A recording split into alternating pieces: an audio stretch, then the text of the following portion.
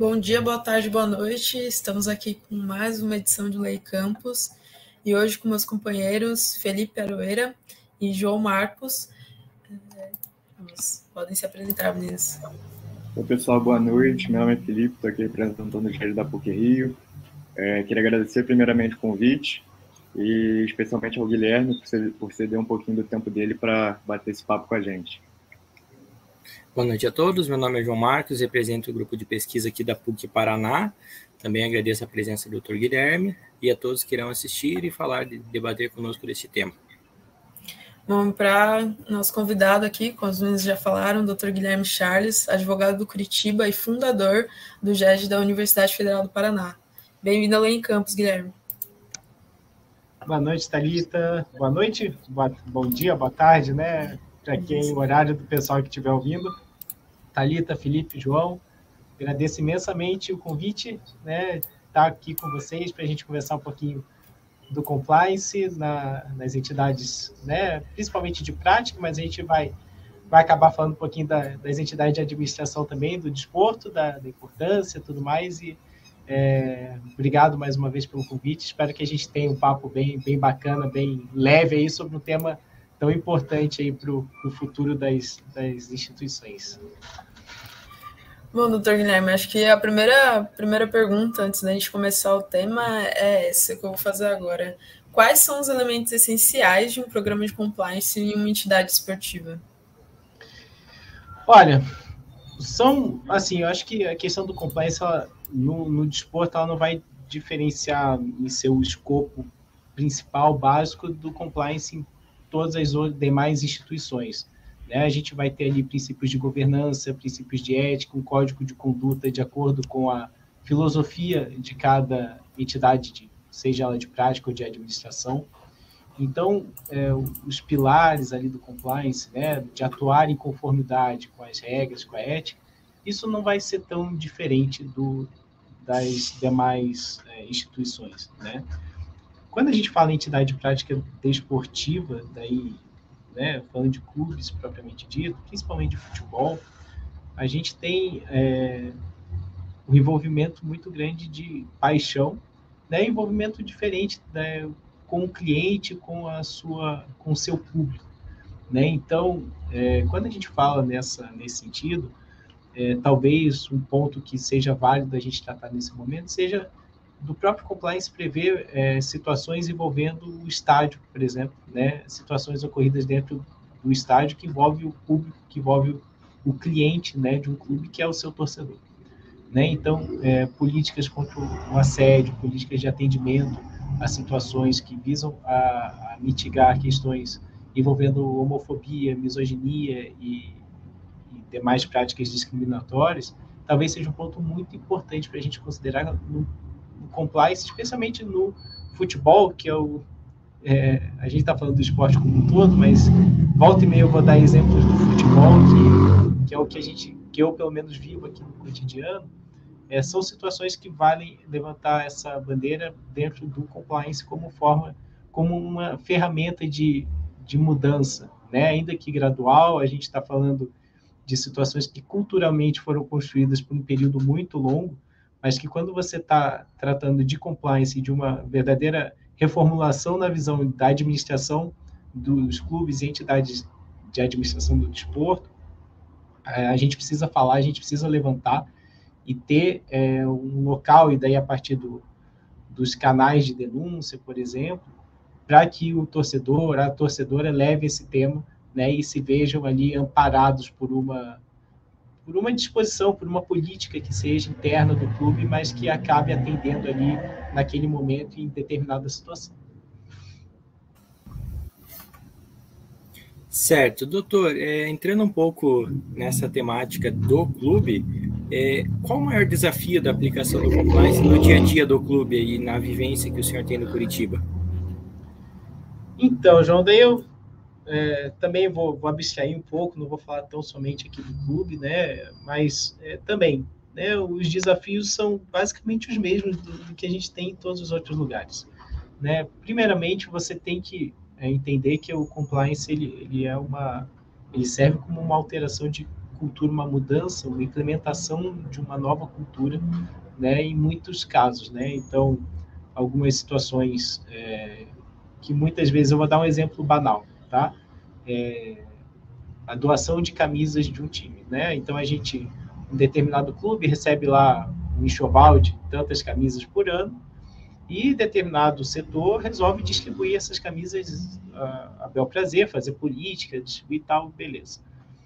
Quando vem uma política de compliance, por exemplo, distribuição de brindes, relação com a administração pública, etc., você tem uma mudança de cultura, né? Então, algumas situações que até mês passado não eram vistas ou não eram, entre aspas, condenadas para aquela instituição, elas passam a ter um tratamento diferenciado. Então, você precisa, antes de tudo, fazer com que chegue a todos os colaboradores, a todos os parceiros, a todo o teu público, né, que o clube, que a determinada instituição atende com determinados parâmetros de ética, de governança, etc., né, para que, a partir daí, você consiga implementar, de fato, né, a mudança de comportamento, etc. Então, esse é um desafio. Outro desafio que também é inerente a todos os programas de compliance, né, é a adesão da alta administração. Então, quando a gente fala de situações que ocorrem, por exemplo, com uma faxineira do clube, ou com uma torcedora, ou, sei lá, pessoas assim, na camada mais inferior da esfera administrativa de um clube, né, mais ali do operacional, envolvendo, por exemplo, diretores e tudo mais, se você não tiver uma adesão, né, dessa alta administração, do comitê de gestão, etc., para implementar, ainda que seja uma advertência, sanções, para que se coloque em prática, né, disposições que estão ali no código de conduta, etc., você vai ter um programa de compliance lá, legal, bacana, todo mundo vê, bonito, mas você não vai ver uma aplicação na prática, né? Então, acho que esses dois aí são os principais desafios que a gente tem na implementação do compliance, seja, né, não só no clube, mas acho que de maneira geral, né, alcançar a todos e fazer com que tudo que está ali previsto se implemente na prática, no dia a dia de todos, né, não só de determinado público ou determinado setor da instituição. Doutor, puxando um pouco o gancho dessa pergunta, da resposta, perdão, eu queria saber como se deu a implementação do compliance em Curitiba e se atualmente ter um sistema de compliance é algo comum entre os clubes em âmbito nacional e internacional. Então, no Curitiba, até onde a gente tem registro, e daí coincidiu, acho que foi minha primeira semana de clube, eu entrei aqui como estagiário em 2016, e logo nas primeira ou segunda semana, não me recordo ao certo, a gente teve o início do programa Conduta Coxa Branca, né, que até onde a gente tem registro foi o primeiro programa de compliance instituído em clubes na América Latina, né, foi de fato, né, teve impacto muito grande, né, nacional e até internacionalmente, né, o responsável foi o Gustavo Nadalin, né, hoje ele passou pela Ernst Young, depois do Curitiba, hoje está na Grant Thornton e está participando da implementação do PIT, que é o Programa de Integridade Tricolor, salvo engano, que é o Programa de Compliance do São Paulo, né, que acho que está sendo conduzido pelo Roberto Armelin.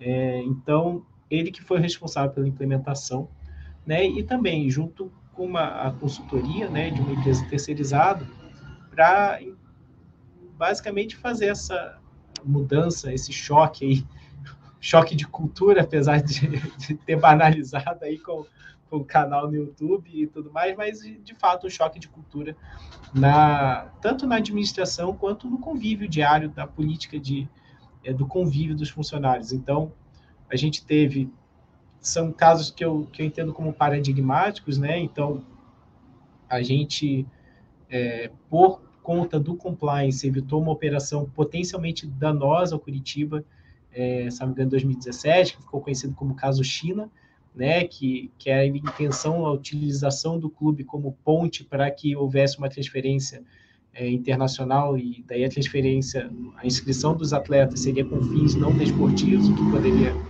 incorrer em sanções, ainda que o valor fosse muito benéfico ao clube, né, não compensaria, né, na esfera esportiva dentro do código da FIFA, né, em relação àquele tema. Então, esse foi um ponto. E outros dois que, às vezes, não chegou ao grande público, mas que internamente teve uma repercussão muito positiva. A primeira foi em relação a respeito às mulheres, e eu tinha até pouco tempo tinha aqui, que o clube ele fez uma campanha mais de interna do que externa, de campanha contra o assédio à mulher. Né? Então, a gente está falando do futebol, de um ambiente ainda eminentemente masculino, né? E que muitas vezes a mulher é vista objetificada. Né? Então, ao longo do tempo, a gente está vendo uma diminuição, né, de alguns casos. Ainda recentemente, a gente teve, se não me engano, no Náutico, essa semana passada, denúncia de assédios contra funcionários, né, dentro ali do administrativo. Né, ainda a gente vê, mas vem sendo mitigado com o tempo, né, e essa campanha internamente foi muito importante. Né, alguns casos foram levados ao conhecimento do compliance, né, então essa questão do assédio teve, né, essa campanha internamente, e a gente teve um episódio também na arquibancada que foi amplamente repercutido, que dentro do compliance houve uma campanha muito forte com as torcedoras, principalmente do Curitiba, né, para que denunciassem qualquer situação de assédio dentro do clube, né, e durante jogos, enfim. Então, isso foi muito dentro do compliance, dentro do escopo do esporte, especificamente, é muito forte aqui dentro. Né? Em relação à questão de ser comum ou não, acho que vai ser cada vez mais comum, né? Vai ser, principalmente no ambiente que a gente está vivendo, de transformação em SAF, governança, necessidade de captação de investimento, né? Todos os conceitos de governança, enfim, ética, tudo isso vai ser considerado para que os clubes sejam vistos como locais seguros, por exemplo, para você aportar um investimento. Né? Então, hoje, se ainda não é comum, se não é unânime, se a gente não tem em todos os clubes da Série A, Série B, em breve a gente vai ter, ainda que forçado, ainda que no primeiro momento só para ter, né? Mas com o tempo você vai ver, de fato, uma implementação prática, né? E que traga efeitos administrativos, porque pelo que está desenhando o cenário, que está se desenhando para o futuro, e a gente está falando de futuro a curto prazo, quem não tiver um programa de integridade e de conformidade forte, né, e assim, ativo na prática, vai acabar ficando para trás, né? Principalmente quando a gente fala em questão de investimento, em questão de posicionamento no mercado, posicionamento com o seu público, né, com a sua torcida, né? Ainda que a gente fale de futebol, que não é igual uma marca, que você deixa de comprar uma marca e vai comprar outra. Futebol você não troca de time tão fácil assim. Mas, às vezes, para você angariar um sócio-torcedor, para você gerar o engajamento da sua torcida em mídias sociais, etc., vai ser necessário, vai ser importante. Vai ser não, já é. Né? Mas acho que vai ocupar um espaço cada vez maior dentro desse ambiente esportivo também. Guilherme, você falou que está no Curitiba desde 2016, entrou como estagiário, então você pegou muito o começo da implementação, o meio e todas as coisas que estão acontecendo agora.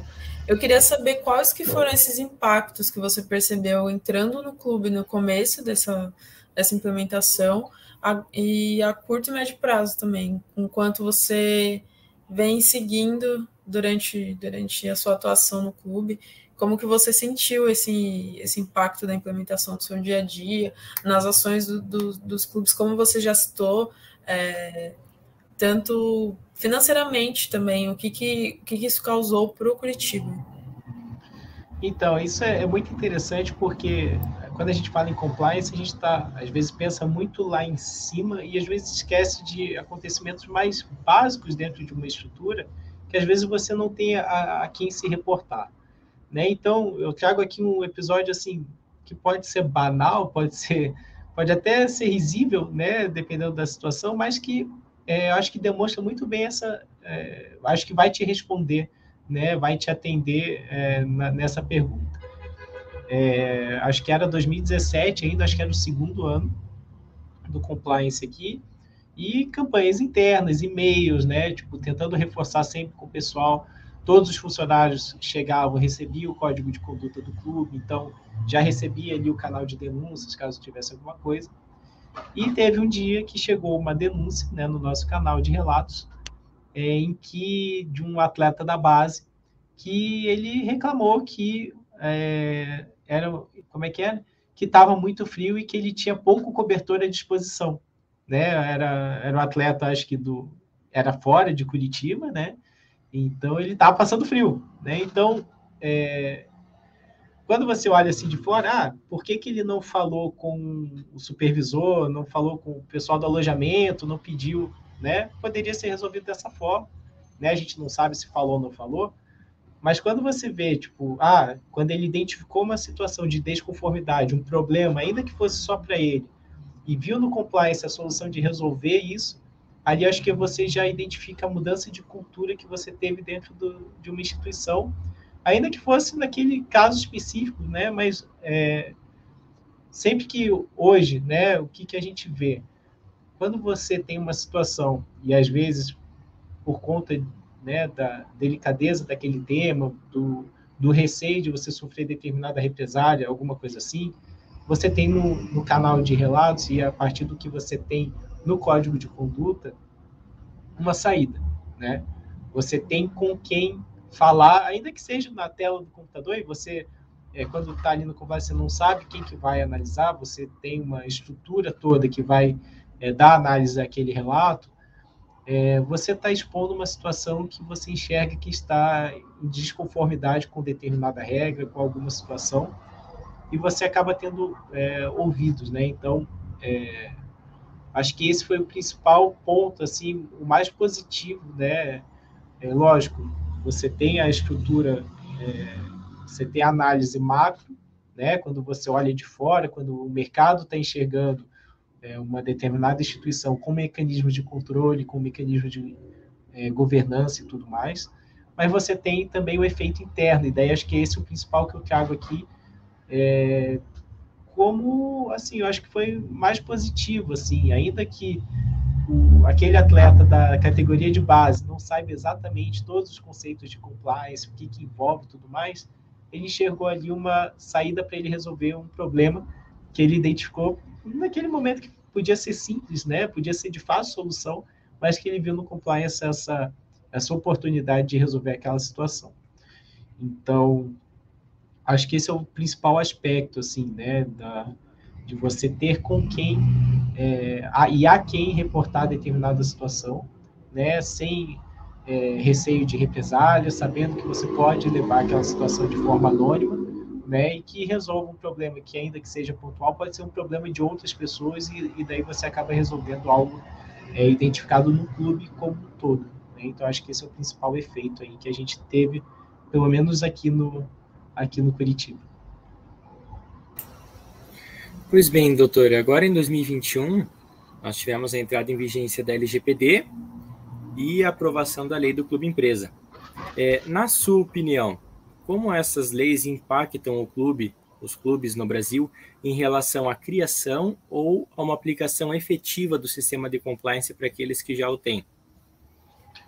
A questão da LGPD, eu acho que acaba entrando um pouco, assim, são coisas até semelhantes, né? Então, lógico, você tem uma legislação específica para tutela de dados, então você, independentemente da situação que você se encontre, como controlador ou qualquer outra, né? Aqui no clube, por exemplo, a gente tem um pouco de tudo, né?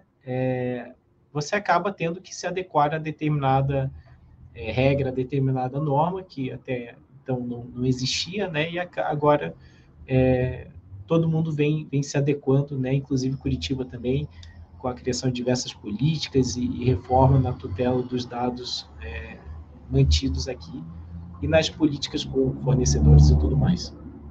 Então, a LGPD eu vejo um pouco como, não assim, igual, mas como concorrentes ali, vai andar meio que junto, né? Então, às vezes um descumprimento da LGPD pode ser levado no compliance, então se você identifica internamente que tem um determinado setor que está vazando dados de determinado, sei lá, de um sócio torcedor. Fulano está vazando lá os dados.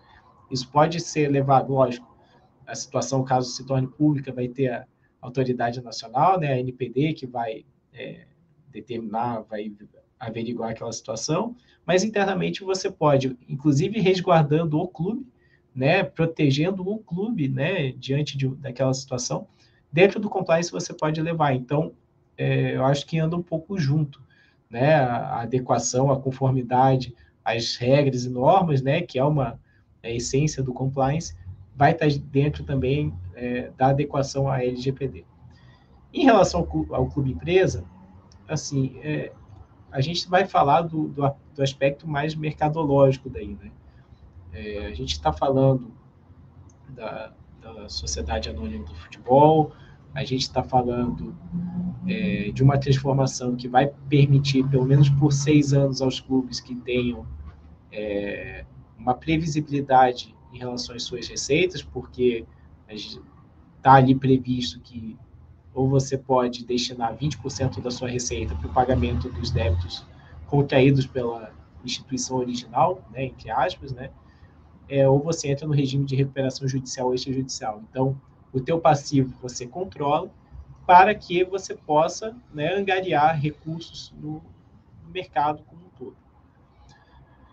Muito se fala do capital estrangeiro, né? A gente está passando por um momento em que o real, né, está extremamente desvalorizado perante euro, perante o dólar, então é extremamente interessante para o investidor estrangeiro investir no Brasil, porque para ele, né, um valor relativamente baixo para ele ter determinado controle sobre um clube de futebol, por exemplo, e para ele é fundamental que se tenha uma previsibilidade de retorno daquele investimento.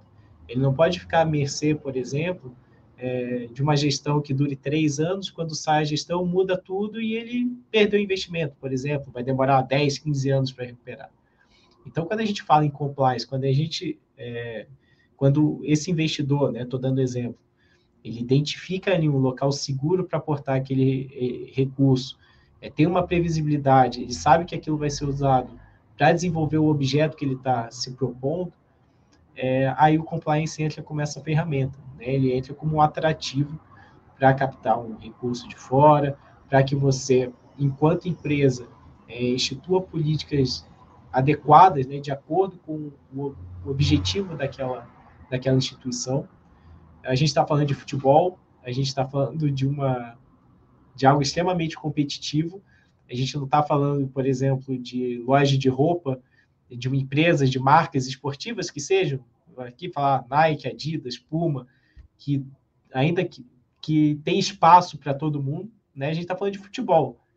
Cada ano é um que vai ser campeão, né? Por mais que todos tenham compliance, vai ter time que tem compliance e vai cair para a segunda divisão. É por causa do compliance? Não, é por causa do sistema do futebol. Ele é assim constituído, né? Então, eu vejo mais como essa forma de você garantir para o mercado, para você mostrar para o seu cliente, né, para o seu potencial investidor, que você está em adequação às normas de conformidade, ética e tudo mais, para que ele veja no clube um local seguro para um investimento aí que ele queira fazer. Isso dentro do contexto, né, da SAF, né, do clube empresa. Daí não só estrangeiro, até nacional também, né? Isso daí é irrelevante, mas eu vejo mais com esse viés. Doutor, por que alguns clubes brasileiros ainda apresentam uma resistência em aderir ao sistema do compliance, tendo em vista os benefícios e as vantagens que o fortalecimento desses padrões éticos e jurídicos podem trazer, até mesmo como forma de vitrine para os novos patrocinadores? Então, Felipe, essa pergunta é muito bacana, porque a gente está tratando do compliance como um todo, né? Não em cada caso específico, por exemplo. A gente tem que sempre lembrar que, pelo menos até esse ano, né, 98%, 99% das entidades de prática desportiva no Brasil, dos clubes, eles são constituídos na forma de associação sem fins lucrativos e que, de tempos em tempos, a gente tem uma alteração na gestão, né, do clube. E E é muito semelhante a quando a gente pensa no técnico, né? Por que o técnico não desenvolve um padrão de jogo, um esquema tático que valorize a posse de bola, o jogo bonito, etc. Cara, se ele, em 2, 3 jogos, institui um padrão tático bonito, o time joga legal, mas acaba 1-0 para o adversário, ele vai estar na rua no dia seguinte. Né? Então, eu vejo um pouco disso com a gestão também. Né? Quando você entra no clube, você tem um time para montar, uma administração para ser tocada, marketing, várias situações. Poucos clubes conseguem parar e pensar, olha, vamos tratar de compliance, né? Vamos fazer isso aqui, porque muitas gestões veem isso meramente como um gasto, né? Como um custo. E talvez, quando vai dar o prazo para aquilo dar resultado, eles não vão estar ali para ver. Né? Não vai ser aquela gestão que vai ser beneficiada com aquela política, com aquela implementação. Então, hoje, talvez esse seja o maior desafio. Né? A gente ter gestões que entendam que o compliance é uma política perene, é uma política em prol da instituição, não apenas da gestão, que vai ficar ali por um determinado período e depois vai ser substituída ou vai ser sucedida pela chapa ali que foi eleita anteriormente, enfim, mas que aquilo vai ficar para o clube como um todo. Né? Então, a gente está, hoje no Curitiba, a gente está passando por um processo de reformulação do programa de compliance, né? Mas é algo que foi implementado há 2 gestões anteriores e até hoje permanece. Né? Então, isso gera fruto e vai gerar benefício para o clube, independentemente da gestão que implementou. Talvez alguns lembrem, outros não, mas isso vai ser visto como um programa de compliance do Curitiba, né? Dando exemplo nosso aqui. Né? Então, acho que esse é o principal ponto. Né? Às vezes você não tem uma estrutura montada de maneira adequada que lhe permita a pensar em todos os aspectos da gestão. Né? Você está preocupado em montar um time que termine o campeonato entre os 4 primeiros, que não caia para a segunda divisão, né? E nem sempre há essa visão de que o compliance pode sim ser útil também dentro de campo, né? Que é a parte um pouco mais administrativa, que isso também vai implicar em resultado dentro de campo, dentro das 4 linhas, e que permita ao clube ter uma administração mais saudável, mas que a longo prazo vai trazer um benefício para a instituição. Doutor, você acredita que com a aprovação do projeto de lei número 68 de 2017, que pretende instituir a Lei Geral do Esporte, com dispositivos que tratam especificamente de crimes contra a ordem econômica esportiva, pode de fato diminuir a quantidade de escândalos de corrupção no cenário do futebol nacional e, além disso, fazer com que os clubes abracem uma política interna mais transparente com compliance? Utopicamente, sim. Né? No mundo ideal, com certeza. Né? A gente está falando aí de algo específico voltado para o esporte, né? E que, lógico, a princípio queria, né, reprimiria esse tipo de prática. Mas a gente sabe que, na realidade, pouco importa a forma com que determinado delito, enfim, é tratado, se você não tem a mudança efetiva de cultura e um controle de fato. Né? Eu trago isso, por exemplo, com a questão do Profut. Né? Em 2015, a gente teve a lei do Profut, que instituiu mecanismos contra a gestão temerária, etc., reformulação dos estatutos dos clubes e tudo mais, só que pouco se vê na prática a aplicação daqueles quesitos, daquelas disposições, né? Porque você tem, no fim do dia, vai ser basicamente tudo resolvido na política. Né? Então, a gente está falando de instituições com conselho de administração, com conselho deliberativo, conselho fiscal. Né? A forma de eleição desses conselhos vai variar de acordo com cada entidade, e que, a depender da situação do clube, por exemplo, ninguém vai levantar qualquer bandeira e ninguém vai se virar contra determinada situação. Né? É lugar comum, e eu não gosto de dar exemplos, mas, enfim, a gente é só enxergar um pouco, a gente trazer e daí, só para traçar um paralelo, não falando especificamente de pessoas ou de fatos que ocorreram, mas do Cruzeiro. né? Então, o Cruzeiro, quando ele vinha sendo campeão da Copa do Brasil, campeão brasileiro, com resultado esportivo assim absurdo, a gente não via questionamentos em relação à gestão, em relação a tudo isso, né? A gente não via o Conselho Fiscal, por exemplo, reprovando contas e reprovando o balanço, etc. Quando tem a queda para a segunda divisão e da história e eclode uma série de situações, aí a gente vê o envolvimento da Polícia Civil, a gente vê o pedido de restituição de valores pela instituição a determinados dirigentes, a gente vê uma série de outras situações que hoje também são considerados crimes, né? São considerados... a lesão ao patrimônio do Cruzeiro ali foi constatada, né, naquele caso. Então, hoje a gente já teria mecanismo para coibir esse tipo de situação. Lógico, se tiver uma aprovação de um instrumento mais específico, de um tratamento mais próximo, é possível que você tenha ainda um controle maior, mas isso acho que faz parte, assim como o compliance, de uma mudança de cultura, né, de práticas que são historicamente adotadas em determinada situação, que entra a gestão, sai a gestão. Ah, por que você fez isso? Ah, porque no time tal sempre foi assim. Tá, mas sempre foi assim, mas está errado. Ah, mas fulano fez, o outro fez também, não deu nada, eu continuo fazendo. Né? Então, independentemente do instrumento normativo que venha coibir aquela prática, não sei se apenas a promulgação de uma lei, né, com aquelas disposições, ela seria capaz de mudar determinadas práticas e tornar o ambiente mais saudável. Lógico, né, no mundo ideal contribuiria sem dúvida, mas não sei se efetivamente a gente teria uma efetiva mudança disso e a partir disso, pelo menos. Doutor, de que forma a implementação do mecanismo de compliance em um clube acaba sendo importante para o atleta? Olha, tem diversas maneiras, né? O atleta, eu acho que é a ponta final, né? Ele, apesar de ser um colaborador, ele tem um tratamento diferenciado, né? Por sua condição de atleta. Então, eu como advogado, tem situações que eu não vivo que o atleta passa diariamente e vice-versa, né? Então, o atleta, às vezes, ele passa por...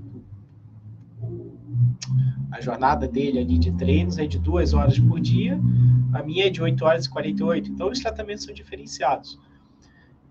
Para o atleta, das mais diferentes maneiras, né?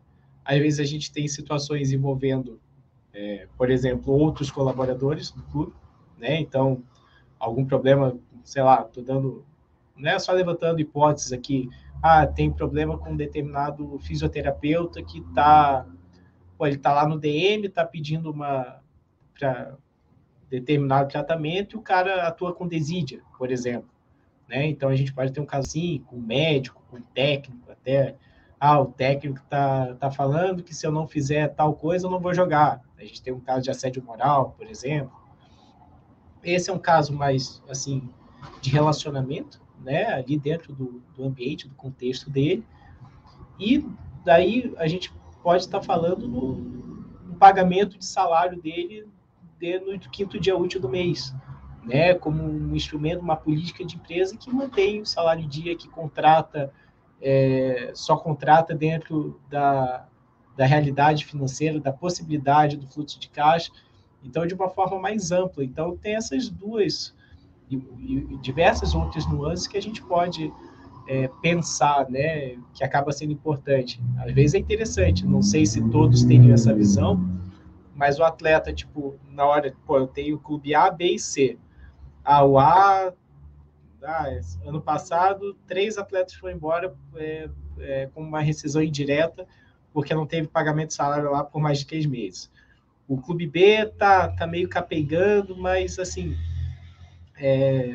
paga menos, mas tem lá uma política de compliance que paga em dia, tudo mais, beleza. E o clube C é o clube, tipo, que não tem pretensão esportiva, não é dentro da minha realidade, apesar de pagar mais, eu não enxergo como possível, né?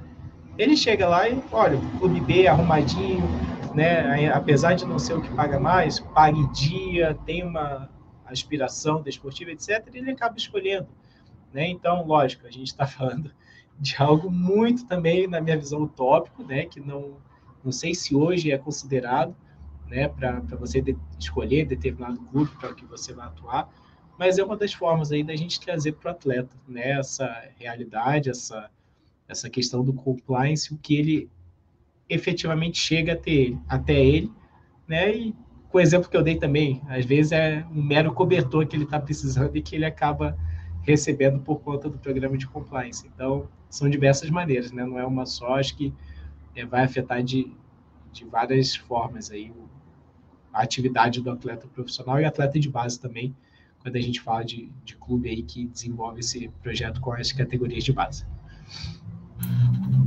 Guilherme, última pergunta para talvez encerrar, não sei se os meninos têm mais, mas ouvindo você falar, eu fiquei com um questionamento na mente sobre a questão do compliance com o doping em si. Eu particularmente não sei como funciona internamente os compliances nos clubes, mas eu queria saber como que funciona esse diálogo no que concerne a dopagem. Acho que principalmente no que seria de mitigar a existência de casos e depois que existe o caso, como mitigar isso, tanto os resultados quanto possíveis outros acontecimentos que envolvem o doping no esporte.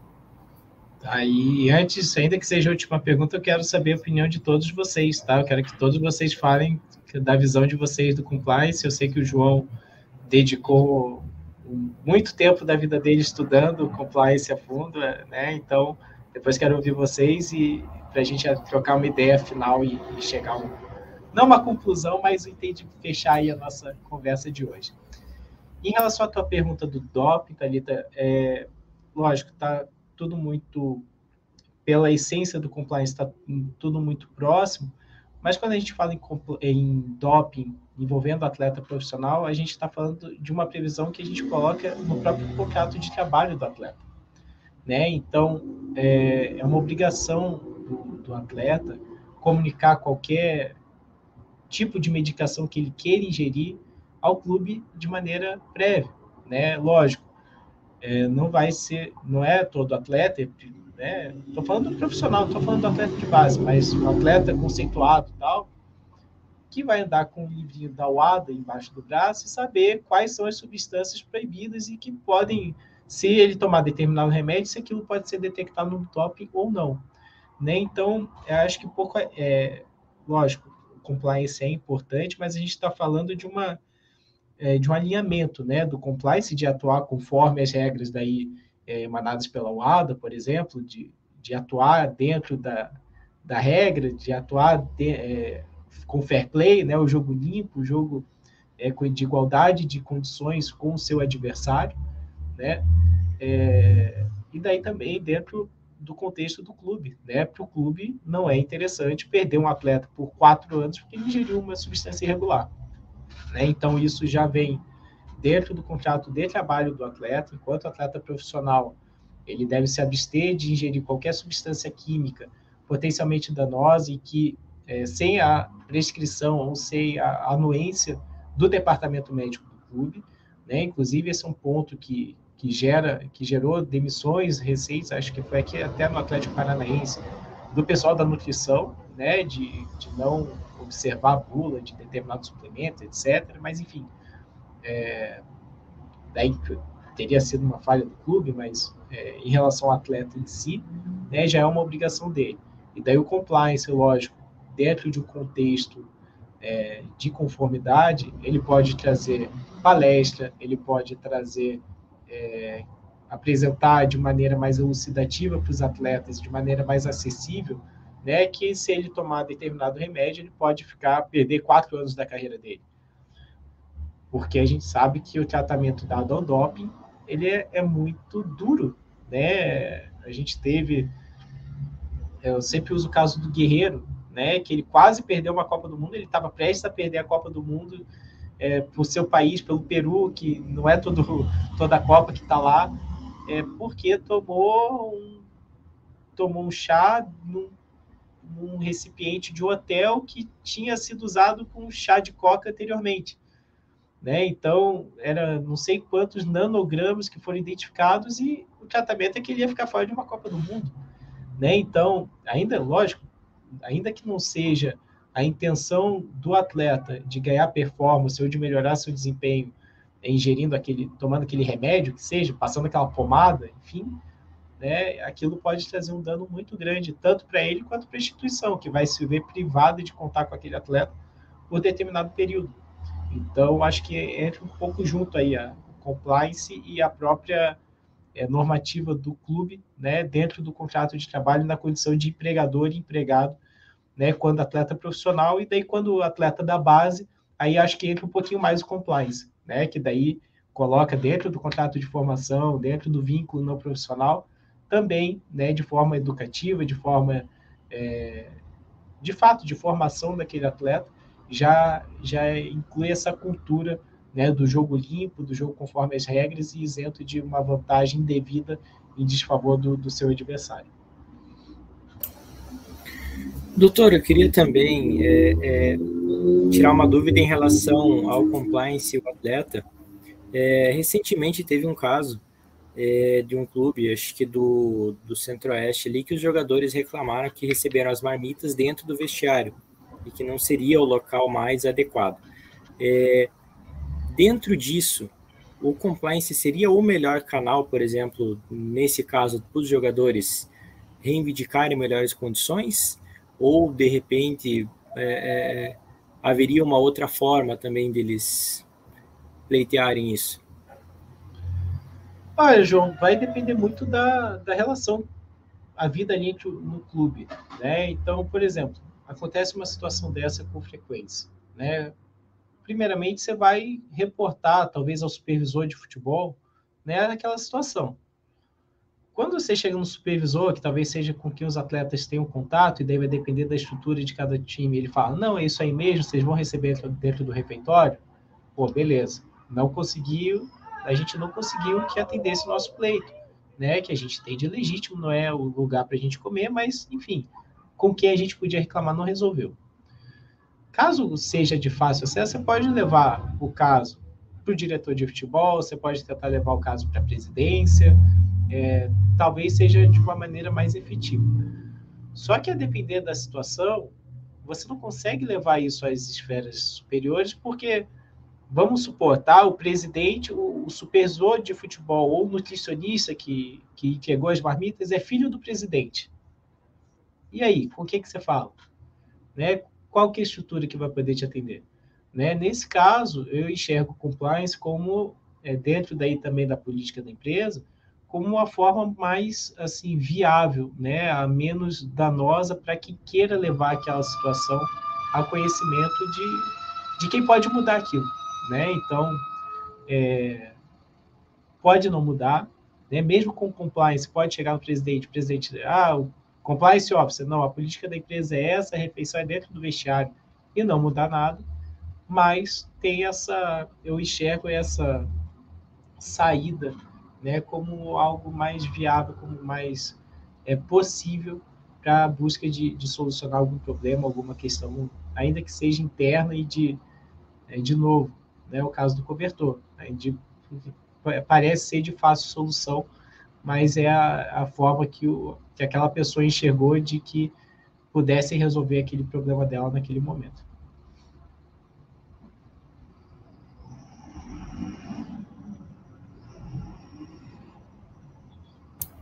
E agora vocês falem um pouco, eu já falei muito já, quero saber da experiência de vocês, o que vocês acham, nessa questão, principalmente da SAF, se vocês enxergam como algo eficaz. A minha visão é de dentro do clube, quero saber se vocês já tiveram alguma experiência com o time que vocês torcem, de uma possibilidade de aplicação do compliance. A gente tem o presidente da CBF afastado hoje muito por conta da resolução do Comitê de Ética da entidade, que identificou uma situação, sendo que a CBF já tinha o compliance implementado, né? Então, acho que fica claro que não coíbe de acontecer. Enfim, é que vocês falem também, para não ficar um monólogo, para vocês também exporem aí a visão de vocês sobre o tema. Bom, particularmente, vejo sempre com bons olhos a atuação do compliance, como você falou também, comissão de ética dos clubes, das entidades no geral. Acho que até tardia a implementação de alguns casos e de outros que ainda não aconteceram. Então, eu vejo que é bom ter alguns clubes que já apresentam um modelo, até conseguem apresentar o seu compliance para outros clubes, falar, implementamos assim, assim, assado, e talvez dê certo para vocês. Acho que é uma onda que demorou para acontecer aqui no país, e muito veio pelos casos dos escândalos da FIFA, envolvendo corrupção, mas que hoje em dia é mais que essencial. Assim, pelo menos eu enxergo assim. Meu clube do coração está implementando agora também, como você falou no começo, São Paulo está começando a implementar, mas é sempre com o pé atrás. A gente nunca vê os resultados no começo, eu acho que logo de primeira. Então, é aguardar para ver se vai dar certo esse modelo. E acredito que da mesma forma seja sobre o SAF, como você falou também. Acho que teve alguns clubes que já começaram, mas que a gente ainda não tem como falar, deu 100% certo ou deu 100% errado. É sempre com aquele receio de será que vai, será que não vai?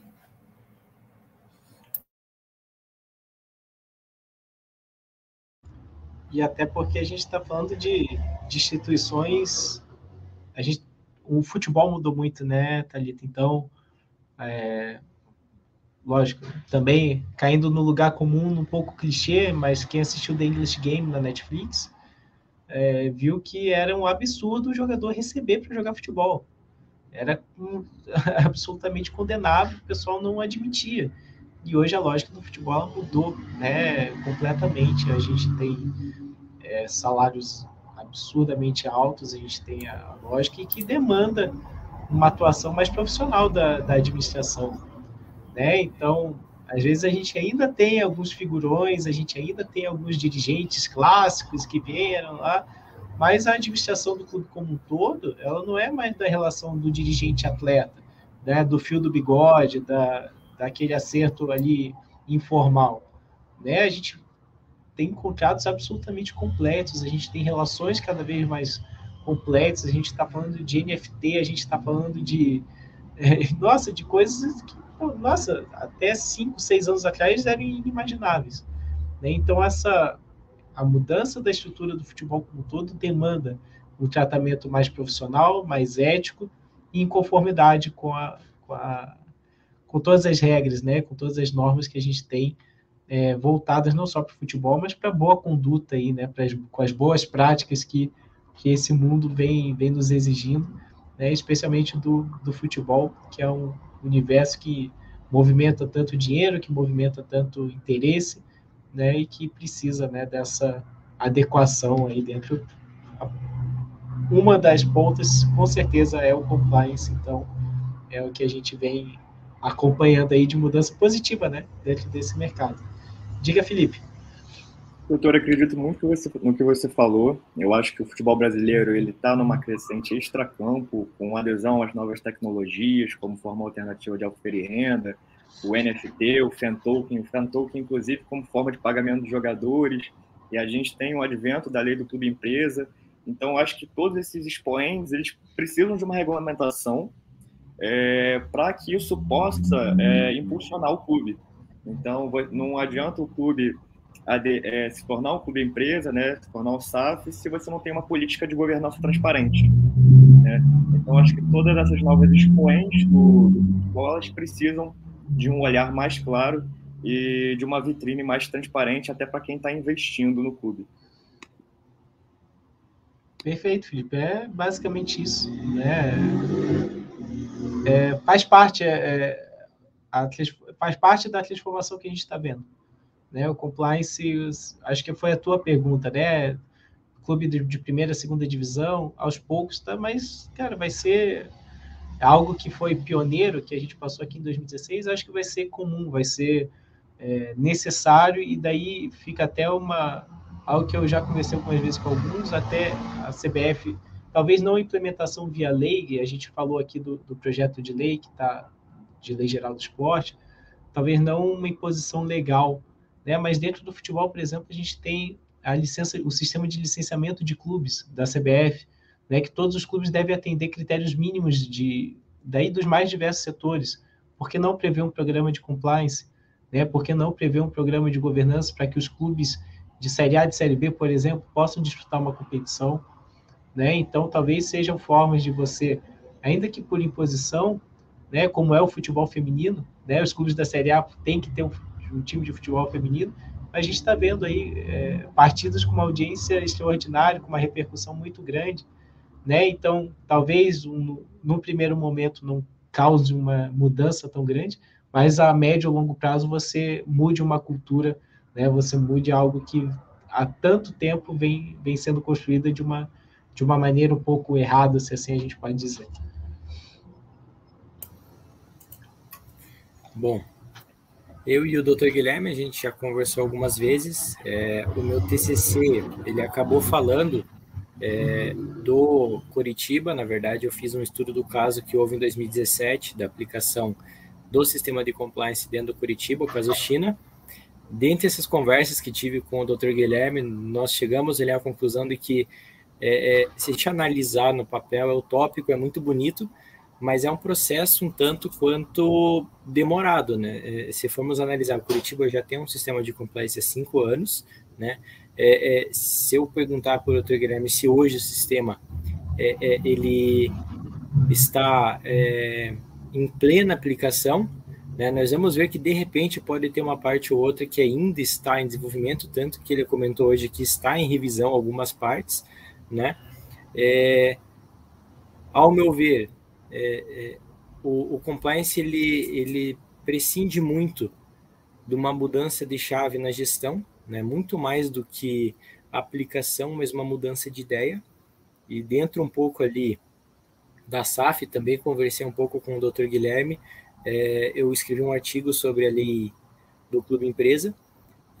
Na minha opinião, tem alguns pontos falhos na lei, né, de aplicação, prática, porque se pensarmos que tanto comentamos que o futebol é paixão e as associações surgiram como uma paixão, como nós podemos, de um momento para outro, transformar isso numa empresa, né, sem que percamos um pouco dessa paixão, e pessoas que de repente nunca conviveram com esse dia a dia vão passar a ter o poder de decidir o futuro deste clube. Então, tem alguns outros pontos que até debatemos aqui no grupo de pesquisa, ficamos ali com essa pulga atrás da orelha, pensando, poxa vida, só vamos descobrir como isso vai se desenrolar conforme os clubes forem aderindo, né, e aplicando, e isso for gerando casos concretos. O meu clube também é o Curitiba, inclusive essa semana, em relação ao Clube Empresa, o clube vai convocar, acho que ali para o ano que vem, uma assembleia com os sócios, para ver se eles aprovam esta mudança. E, particularmente, eu enxergo com bons olhos, mas naquela dá um certo receio em alguns aspectos da lei. Mas veria com bons olhos um investimento de capital estrangeiro ou um investimento de capital particular. Sem dúvida, João. A gente está envolvido aqui, lógico, isso daí passa por um processo muito sério de estruturação, de análise de mercado, e como vai ser a melhor forma. Cada clube vai ter uma estrutura, né? Não tem uma panaceia, né? A gente não vai ter a mesma figura jurídica aplicada em todos os clubes. A gente tem as diversas formas de constituição, né? Então, o clube como um todo pode deixar de ser uma associação, virar um clube empresa, a cisão do departamento de futebol, e daí eu acho que esse é um ponto que mais vai dar debate, mais vai gerar discussão para o futuro, né? Como assim cisão do departamento de futebol? Quem que assume o quê? Quais são as responsabilidades? Eu, por exemplo, eu sou advogado, eu trato mais do futebol, eu sou funcionário do Curitiba Futebol Clube ou do CFCSA, por exemplo, né? Estou dando exemplo banal aqui, não, mas, né, são algumas discussões que a gente com certeza vai ver pela frente, né? Então, de novo, a simples mudança da figura jurídica, sem a mudança da política, a implementação de um planejamento estratégico, né, de que o que aquela instituição quer para ela, né, independentemente de quem passe. Né? Daqui a 15 anos, o Curitiba quer ser tricampeão brasileiro, exemplo. Né? Então, todo mundo que entrar tem que estar dentro daquele pensamento. Para ser tricampeão brasileiro, o que precisa?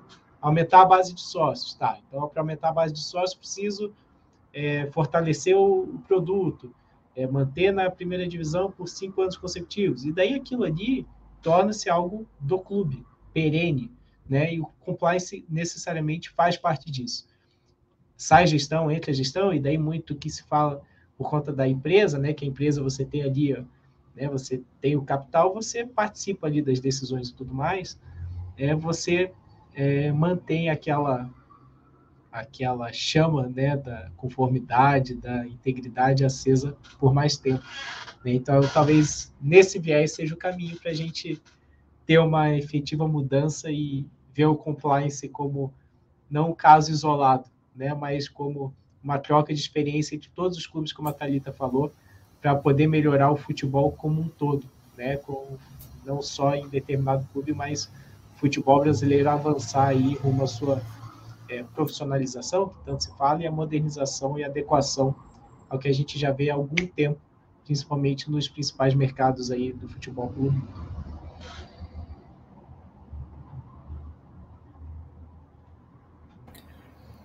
Bom, acho que chegamos ao fim aqui do nosso programa. Eu queria agradecer a presença do Felipe e do João pela primeira vez aqui no Lem Campus. Muito obrigado, meninas. Espero que vocês compareçam mais vezes aqui. E, por último, mais ou menos importante, pela sua participação, Guilherme. Para mim foi muito enriquecedor saber um pouco mais sobre o tema e poder também dar uma opinião sobre o debate e conversar um pouco sobre tudo isso. Espero que vocês também tenham gostado, pessoal. E é isso, obrigado. Valeu, Thalita. Obrigado. Boa noite, pessoal. Obrigado. Boa noite, pessoal. Eu que agradeço a oportunidade de estar aqui. Espero aparecer mais vezes. E, novamente, um agradecimento especial ao Guilherme por ter disposto o tempo dele para bater esse papo tão legal com a gente. E, como a Thalita falou, foi muito enriquecedor. Eu acho que é um assunto muito atual e muito importante para a evolução dos clubes de futebol daqui para frente. Também agradeço a todos, agradeço a oportunidade e pela troca de conhecimento de todos aqui, que foi muito enriquecedor. Agora sim, gente. Obrigado, Thalita. Obrigado, Felipe. Obrigado, João. Espero que todo mundo tenha gostado, que tenha sido bacana. Fico à disposição para a gente conversar mais. Quando quiserem, o João tem meu contato, pode passar para vocês e quem quiser, para a gente poder avançar e tratar desse tema que é tão, acho que, necessário, né, para o futuro da administração, tanto dos clubes como das entidades de administração, de fato, desportivos aqui no Brasil. Tá bom? Obrigado, gente, pelo convite. Espero estar com vocês mais vezes aí, sempre que precisarem, eu fico à disposição.